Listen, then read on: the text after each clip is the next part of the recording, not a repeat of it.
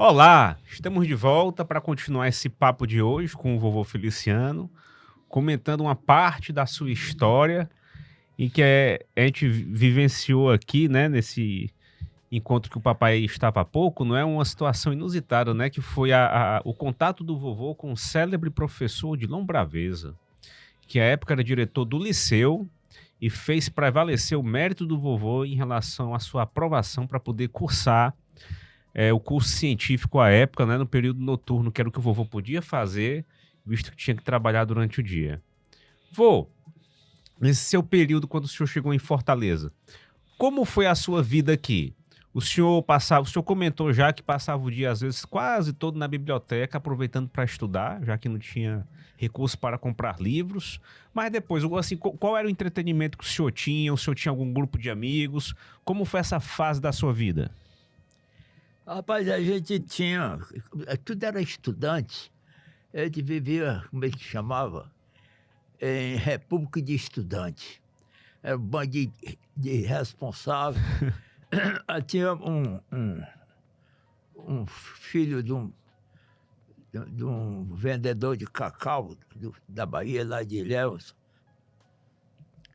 que era. O pai dele era riquíssimo. Ele era estudante de direito aqui. Ah, E morava lá mesmo na República da gente.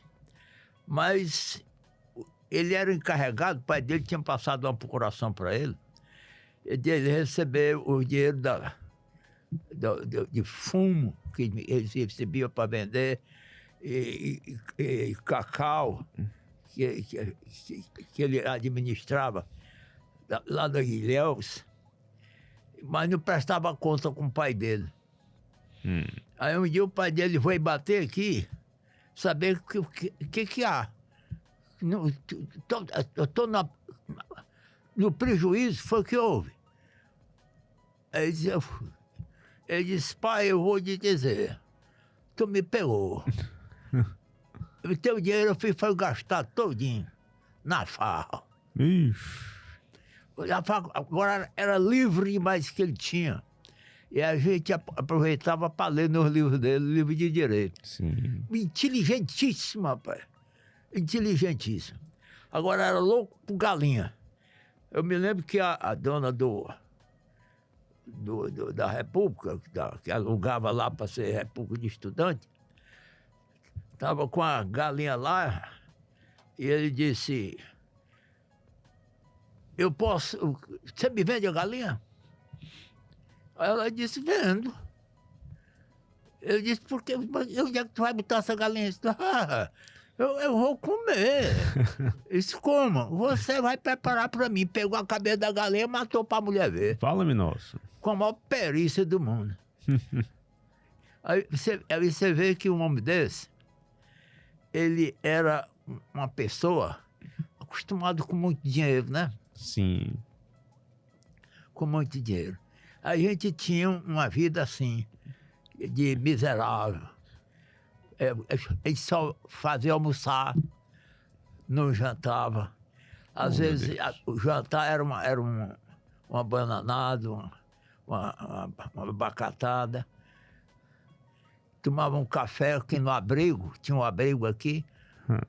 O café mais barato que tinha era no Pedão, era R$ 500. Todos os outros cafés se vendiam naqueles quiosques. Vendiam o café, era 80 centavos. Quer dizer, era um cruzeiro. Um cruzeiro não, era R$ 1.000. E lá era R$ 500. Ele passava a noite lá e a gente ficava tomando aquele cafezinho miserável, choco. Era o jeito. E durante o fim de semana, quando a gente podia, a gente ia ao cinema. Tinha muito cinema aqui. Tinha o Moderno, tinha o Majestic, tinha o Jangada, tinha o... Como é o nome do outro, velho? O Moderno, tinha o Diogo, Tudo no centro, né? do centro. E tinha o Samburá. Hum. O Samburá era outra companhia. Era outra companhia. Mas a gente não tinha muita opção. Opção não tinha. E quando ficavam doentes, era um negócio muito sério. Se não tivesse um médico amigo da gente, isso aí tu passava mal mesmo e tinha que pedir o socorro da família. Mas era... Todo mundo, ou de algum interior, até de outro estado do Brasil, né? Não é isso? Para morar numa república, não é? Tínhamos gente de toda parte do mundo. E a Barão do Rio Branco aqui, aqueles prédios suntuosos, que a parte de baixo eram casas comerciais de vitrine, a Casa Renner, que ainda hoje tem propaganda da Renner, que era a venda de roupa. Já existia nessa época. Eu era louco por um paletó da Renner, mas eu não podia comprar. Oh, meu Deus. Era o jeito. Agora, engraçado que... Assim, todo o centro era como se fosse sobrados, né? Os comércios funcionavam na parte térrea. E em cima, cabaré. Não me diga.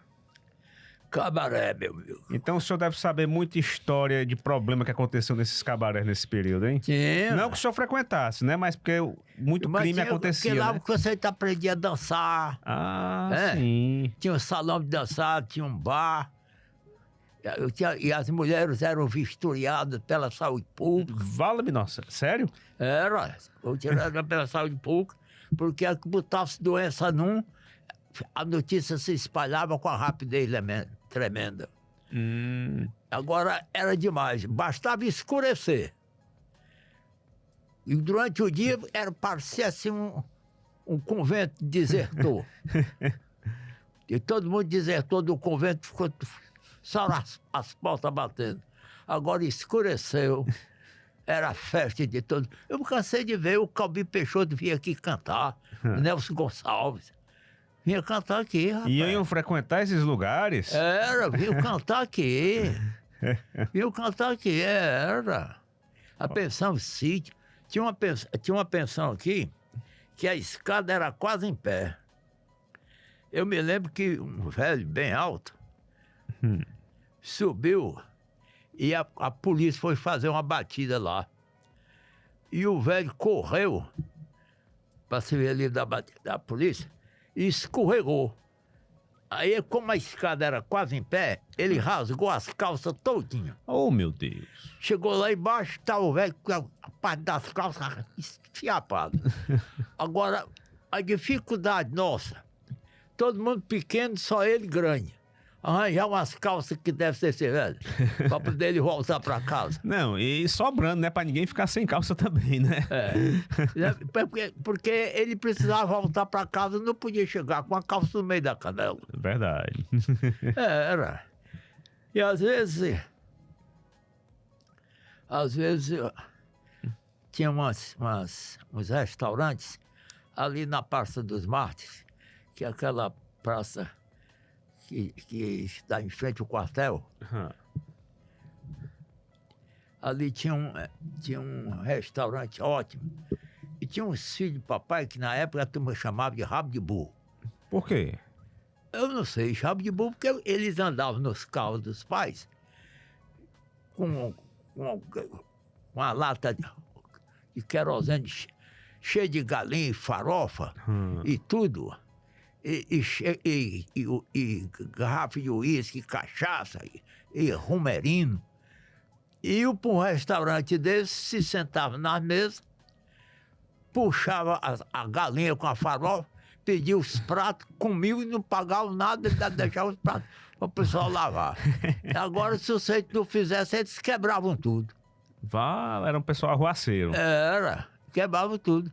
Era um negócio, quando esse pessoal, quando a gente chegava no lugar em que eles estavam, a gente tirava os carros, caía fora porque não dava certo. Deviam ser filhos de gente importante, né? Que achavam que podia fazer qualquer coisa. Com os carrão, rapaz. Os carrão, tinha uns carrão caro.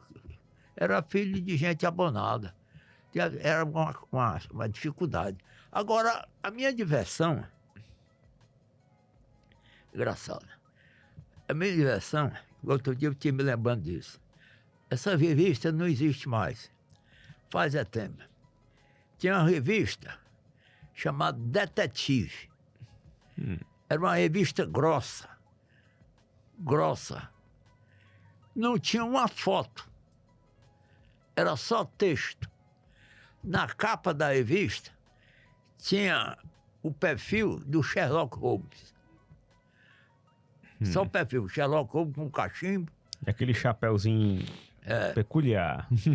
Sherlock Holmes. Agora, eu passava às vezes a manhã do sábado e o domingo todinho lendo conto policial. Povoava a minha cabeça disso. Foi aí que eu vim saber que o Conan Doyle, Sim. autor da figura do detetive De Baker Street. Sherlock Holmes, De Baker Street, né?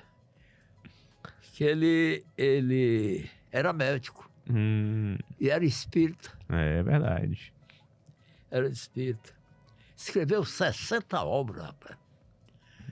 Só conto policial.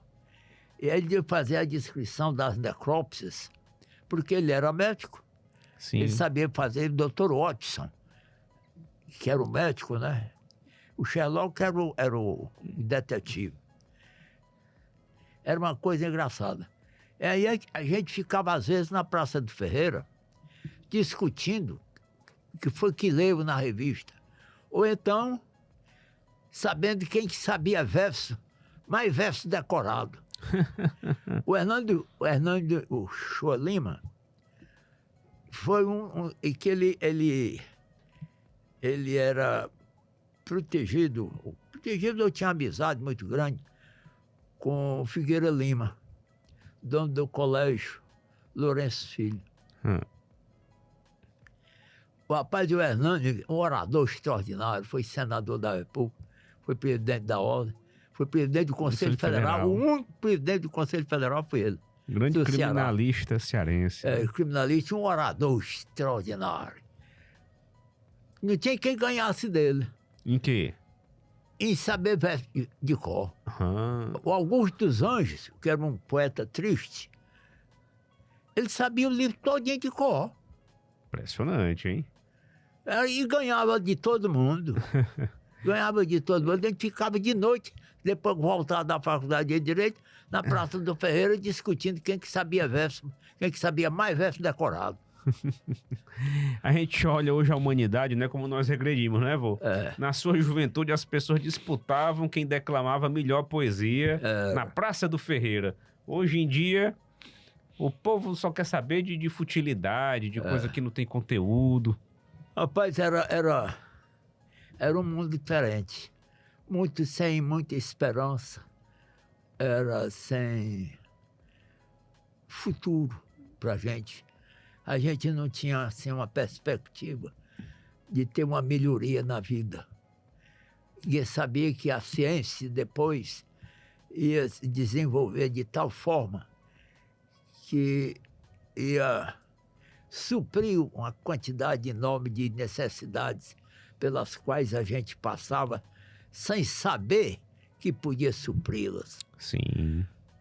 A gente vivia quase naquele mundo que era um mundo, a força da religião, né? A missa de domingo, que tinha que ir à missa.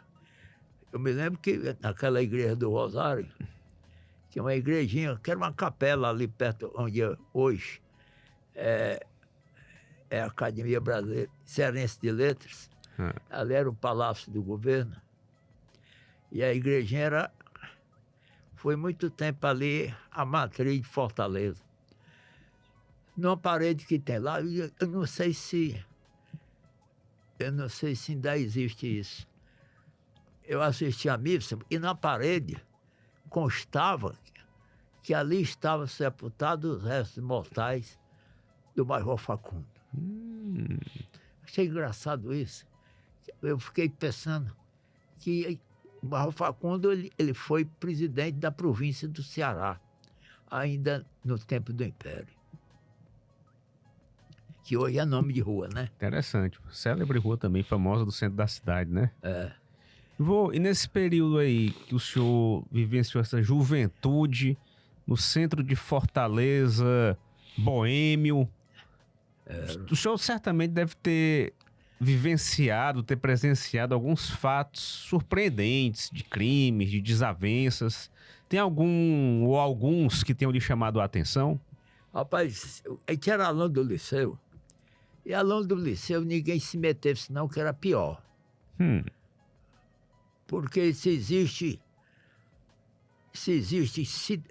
indivíduos dispostos a tudo e responsável total, era aluno do liceu. Aí a gente estava com a raiva danada do governador, que permitiu aqui o aumento da passagem de estudante. Aí nós resolvemos ir lá numa funerária que tinha na Senador Pompeu, bem pertinho, onde tinha uma agência da Expresso de Luxo, que era uma empresa que tinha aqui que fazia viagem interestadual. Certo. Aí nós fomos lá e compramos um caixão de defunto velho, velho assim, vagabundo. Certo. E fomos lá do cercado do Zé Padre, enchemos de esterco de vaca e fizemos o enterro do governador. E virou notícia isso? Virou porque ele mandou a polícia desfazer, mas não teve jeito.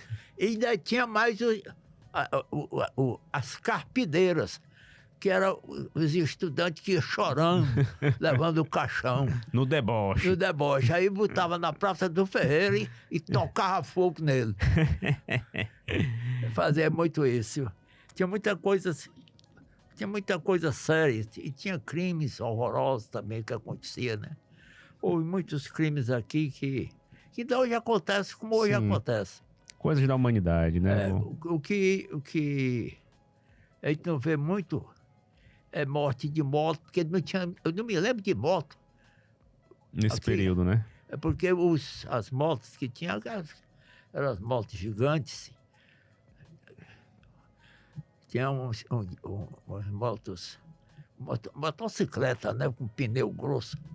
Era diferente de hoje. Sim. Porque hoje é a causa mortes mais acentuada de doença, sim, é a morte de motoqueiro. É verdade. Está matando mais do que doença. Não, e a gente observa, né, assim o nosso vídeo, não é, ele está na internet, ele está sendo disseminado para o mundo todo. Mas aqui no Brasil, acredito que as outras capitais como Fortaleza, a gente vê muito motoqueiro andando de uma forma muito imprudente, não é? Mas assim, tá ao mesmo tempo lutando pelo pão de cada dia. Eu conheço um, que aliás eu acho que ele ainda é vivo. A gente utilizou muito do serviço desse motoqueiro. Ele já hoje é um maduro. E ele dizia assim: doutor, eu já ando de moto há 40 anos. Nunca sofri um acidente. Não causa acidente a ninguém. Se ninguém acha ninguém, eu chego no escritório vizinho ao nosso, uma moça que trabalhava lá como atendente não veio segunda-feira. Ligaram para Deus e mundo, ninguém teve informação. Para casa dela, para pai, para mãe, ninguém teve informação. Na terça-feira, do mesmo jeito. Na quarta-feira, do mesmo jeito. Aí eu disse: rapaz, vamos chamar o motoqueiro, mandar ele localizar essa mulher. Ele localiza. Ele vai à casa dela, ele localiza e traz o resultado. Você pagava ele? Ora, foi só a conta. No mesmo dia ele não fez não, mas no dia seguinte ele voltou e disse: doutor, a moça está doente, com febre, está no hospital. Eu localizei, a casa está fechada. O pai dela morava lá com o pai e um irmão, que a mãe dela já tinha morrido, e ela está no hospital. Aí deu o hospital, o leito e tudo. Foi como nós viemos saber que a moça estava doente, para poder ajudar ela. Isso foi no tempo do Palácio Progresso? Foi depois do Palácio Progresso. Nos anos 70, 80, por aí, né? Por aí. Que era mais difícil a comunicação, né? E o motoqueiro ainda tinha essa E grande serventia. não tinha celular, não tinha nada. Sim. Não tinha. E a bichinha lá desamparada no hospital, sem auxílio. Pois é. Pra gente poder ajudar ela, né? Saber o que ela estava precisando. Às vezes até um exame besta simples, né? Sim. Que se ela não tem plano de saúde. Porque, para mim, no lugar onde tem empresa particular explorando plano de saúde, é porque o poder público não dá saúde a ninguém. É verdade. Porque no lugar onde o governo assume a responsabilidade de responder pela saúde pública do povo, não era para estar proliferando a quantidade enorme de empresas que bancam, fazem o comércio Sim. da saúde pública. Que é a efetivação de um direito fundamental, não é? Eu falei da outra vez, aqui, que outra coisa que me causou espanto foi questão de cemitério. Sim. Porque houve depois uma epidemia de uma quantidade enorme de cemitérios particulares sendo criados, vendidos a preço caríssimo. E eu me lembro que um juiz, que fez até concurso, eu também fiz concurso para juiz. Nós já tratamos disso aqui. E ele disse que na comarca dele, um sujeito tinha se suicidado. Aí quando foram sepultá-lo, o padre não deixou, porque no Campo Santo não podia enterrar suicida. Aí ele pegou a Constituição, só ela tem. A de 1891, que foi feito pelo Rui Barbosa. Tinha os cemitérios, são instituições públicas da administração dos municípios. Aí ele mandou chamar o padre. Aí, o senhor não deixou enterrar o cidadão dentro do cemitério? Não, senhor, no Campo Santo ele se matou em silêncio. E o que o senhor tem com isso? Eu não vou permitir isso, você não pode permitir nem despermitir. Está aqui escrito na Constituição. São instituições públicas da administração dos municípios. Não está aqui para a igreja, não. Nosso Estado é laico. Nosso Estado não tem nada com religião. Se o senhor fizer isso, eu vou mandar prender o senhor. E vou mandar enterrar o homem dentro do cemitério. E mandou fazer. Acabou a brincadeira, correu aquilo ali como um rastilho de pau. Sabendo que não podia criar esse obstáculo ao sepultamento do cidadão dentro do cemitério. Agora, eu não sei por que as constituições que vieram depois... Se seguiram. Tiraram um dispositivo deles que era importante. Não, e o senhor ter feito referência a essa história, vô, é muito importante, tendo em vista que hoje, no momento, não é, a gente vai assim, divulgar essa nossa conversa numa data posterior, mas nós estamos encerrando o mês de setembro. E o mês de setembro, ele tem uma finalidade que foi tratada como uma referência para a cor amarela, exatamente para discutir a questão das pessoas que ceifam a própria vida, no sentido de quem comete suicídio, para que sempre busque ajuda, para que sempre tente conversar com alguém e nunca faça esse tipo de conduta ou pense esse tipo de coisa, porque a vida é um presente de Deus. E a vida, de fato, é cheia de momentos difíceis e bons.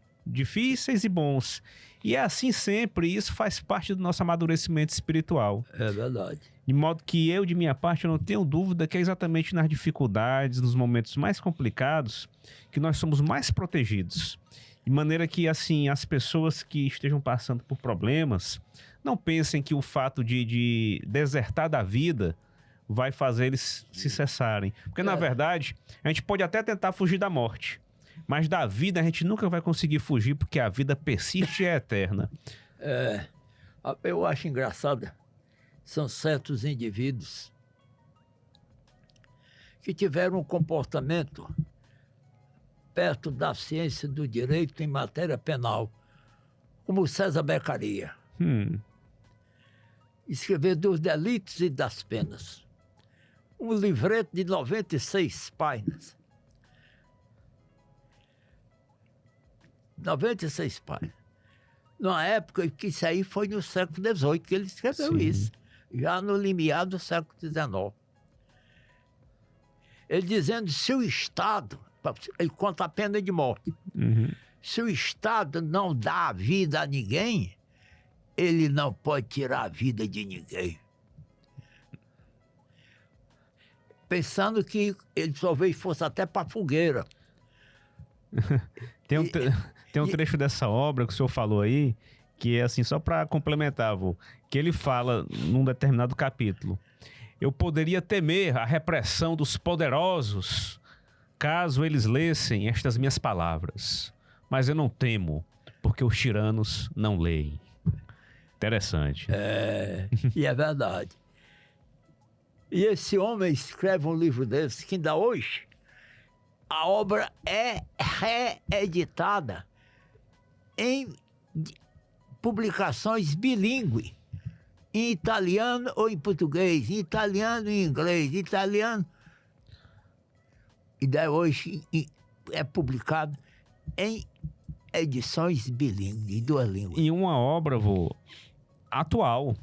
Porque se a gente for ver como funciona a justiça estadual, justiça federal, a militar, qualquer justiça que vá tratar de criminalidade, infelizmente, não é sempre que o réu é tratado com a observância dos seus direitos e garantias. Não que o Estado deva ser conivente com quem pratica o crime. Quem pratica um crime, o fato deve ser apurado e, sendo de fato constatada a culpa, né, o indivíduo ser responsabilizado penalmente. É verdade. Mas, assim, para quem trabalha de fato nessa área, observa que tudo já começa com preconceito em face da figura do réu. Tudo é feito já com a presunção, em vez de ser de inocência, mas com a presunção de que o indivíduo é culpado. E muitos inocentes são denunciados criminalmente, muitos.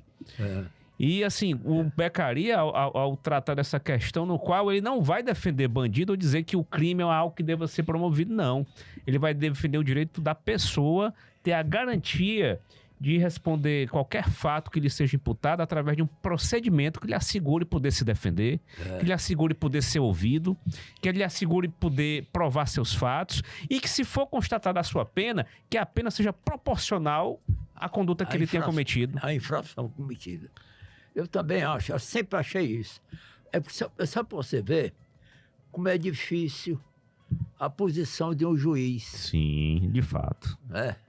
O juiz é um juiz sem ser do júri, é o juiz singular, a pessoa física de um juiz. Como é difícil. Sim. Eu conheci um juiz aqui que ele não tinha ilustração, de erudição soberba, não tinha. Ele dava a sentença dele manuscrita, uma sabedoria tão grande a justeza do que ele fazia, que até para a gente recorrer era difícil. Era difícil porque a simploriedade dos fatos que ele punha na escrita dele, com a humildade de um ser humano passível de qualquer tipo de comportamento e com a grandeza de espírito gigantesca de ensinar às demais pessoas aquilo que o pregador do Getsemane já tinha ensinado, a lei do perdão. Que legal, vô. Um indivíduo desse assim inspira a gente, não é? E é muito bom a gente estar aqui hoje tratando sobre isso. Mas, vô, nesse nosso encontro de hoje, eu observei aqui que nessa nossa bancada tem uma obra que aparenta ser um pouco velhinha, né? Que obra é essa aqui, vô?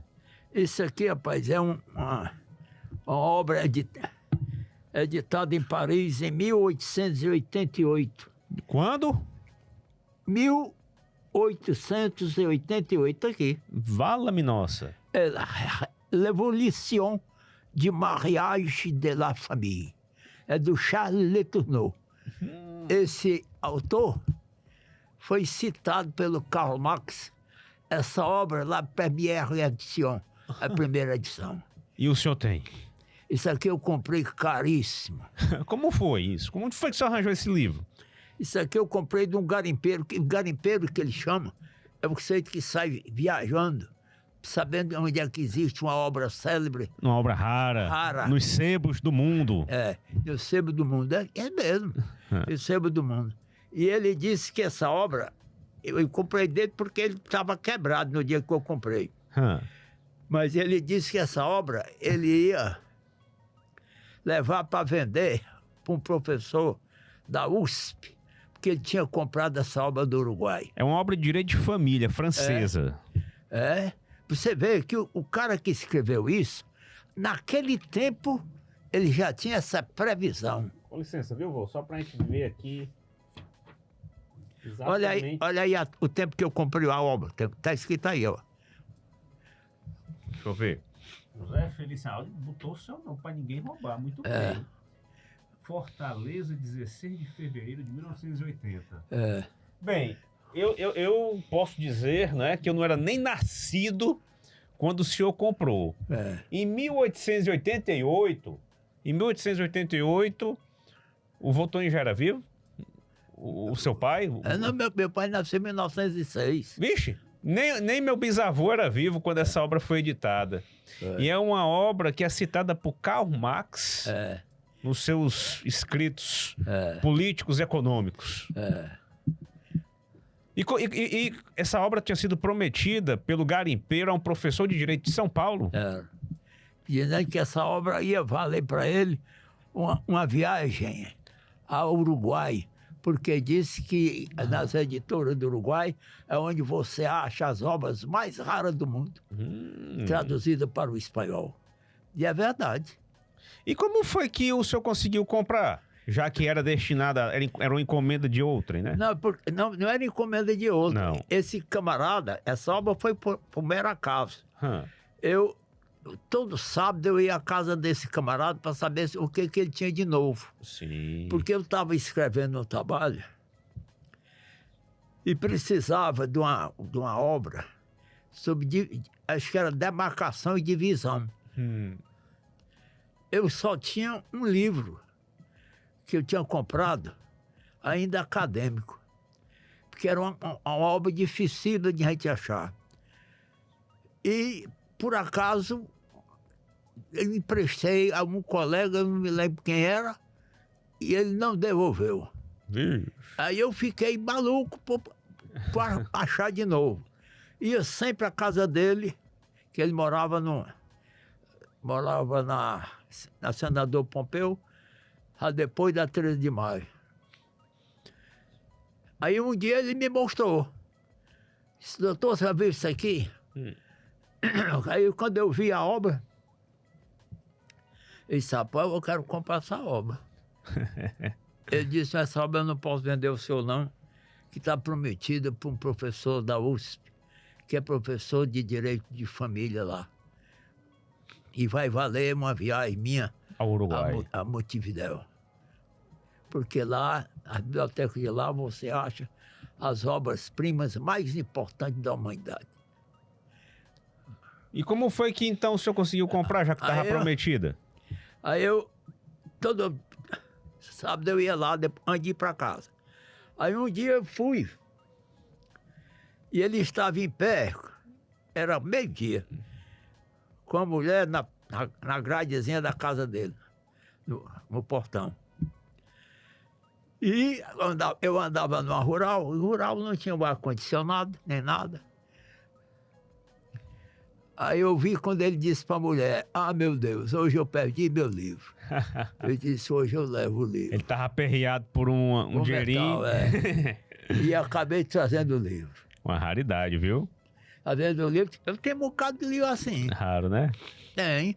Eu tenho um livro da extinção de uma família que o Marquês de Pombal mandou, ele formulou uma emboscada a Dom José I. Vixe. E acusou um marquês.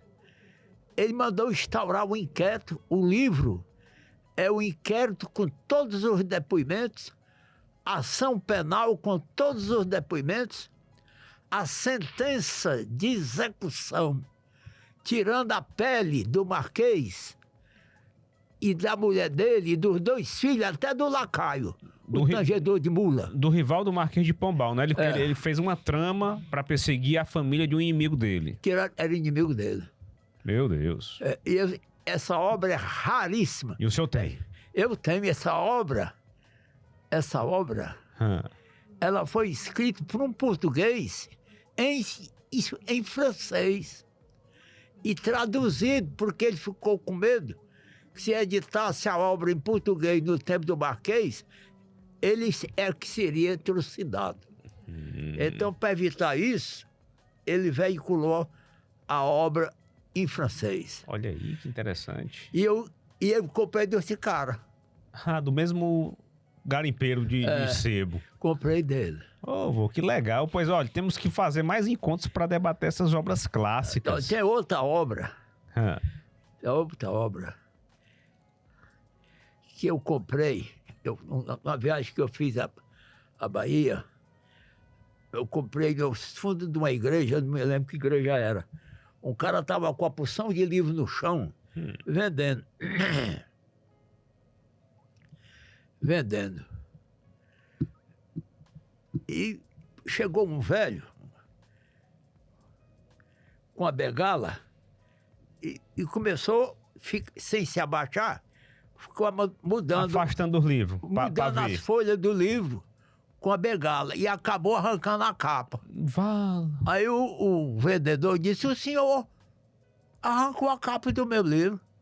Eu disse: você bota cola. E não comprou, foi-se embora. Eu cheguei e disse: o senhor não precisa se preocupar, porque eu compro o livro. O livro era uma coisa importante, era direito puro. Droit pur. Direito puro. É uma obra rara, rara. Como é o nome do autor? O nome do autor, acho que era Tirremont. Direito puro. Edmond Picard. Edmond Picard. Muito bem. Edmond Picard. Pois, vovô, com essa história aí desses livros, nós encerramos esse nosso encontro de hoje. A gente agradece demais a participação de todos que estão nos acompanhando. É um privilégio, uma honra sempre tê-los conosco. E sempre homenageando Nosso Senhor Jesus Cristo. Que a paz deles esteja sempre com todos nós. Fiquem sempre com Deus e até o nosso próximo encontro, nossa próxima conversa com o vovô. Eu tenho um livro.